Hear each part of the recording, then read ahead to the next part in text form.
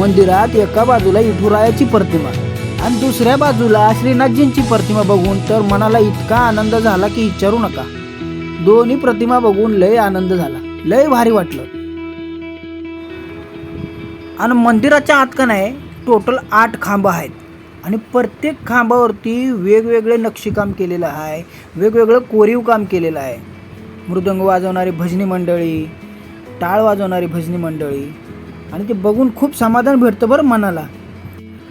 आणि ह्या इथून पायऱ्या चढत वर गेलं का नाही तर तुम्हाला वरती भगवान श्रीकृष्णानं केलेले वेगवेगळे चमत्कार, वेगवेगळ्या लीला बघायला भेटतील. गोपिकांच्या गराड्यात असलेले आपले भगवान श्रीकृष्ण आपल्या मधुर बासुरीच्या सुमधुर आवाजानं गोपिकांना वेड लावणारे आपले श्रीकृष्ण